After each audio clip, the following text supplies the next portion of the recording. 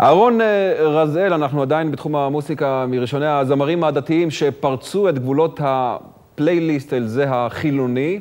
את אחי אני מבקש, זה שם הסינגל הראשון. איזה אחים ולמה? שאל אותו כתבנו, עופר חדד. איפה אתה קורא? ברש"י? אתה קורא רש"י? המוסיקאי אהרון רזאל, מחלוצי הז'אנר המכונה מוסיקה יהודית אלטרנטיבית, מוציא אלבום חדש. בביתו בשכונת נחלאות הוא מתחיל את שגרת יומו עם צלילים אחרים של לימוד טלפוני של דף הגמרא היומי.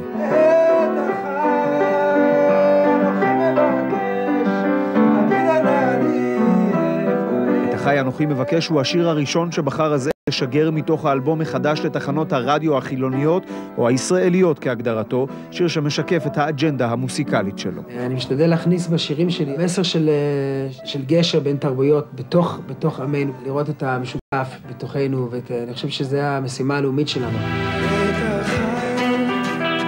האלבום החדש מספר על התחנה הנוכחית בחייו של רזאל, אחרי שבצעירותו עבר מהעולם החילוני לדתי והפך לאחד הזמרים הבולטים והחדשניים ביותר בציבור הזה, הוא חוצה את הקווים שוב. מהגיטרות והניגונים של קרליבך וברסלב לתוך בית המדרש. פה זה רק באוכל. דווקא כמוזיקאי, אני מרגיש שזה סוג של מעיין כזה, שאפשר לשאוב ממנו.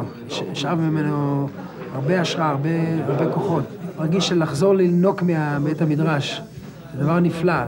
אבל אני קבעתי את מושבי פה בבית המדרש. את כיפת הצמר הצבעונית אומנם מחליפה כיפה שחורה, אבל רזאל, כמו כל מוסיקאי, שואף גם היום, ואולי דווקא היום, לראות שירים מאלבומו החדש בלב הפלייליסט.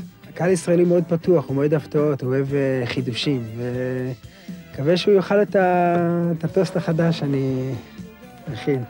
מי שהצליח להשמיע ברדיו החילוני לפני יותר מעשור את השיר עם השם המחייב משהו, הגיע זמן הגאולה. מקווה מאוד שיצליח לעשות זאת שוב בקרוב עם שיר על לימוד גמרא.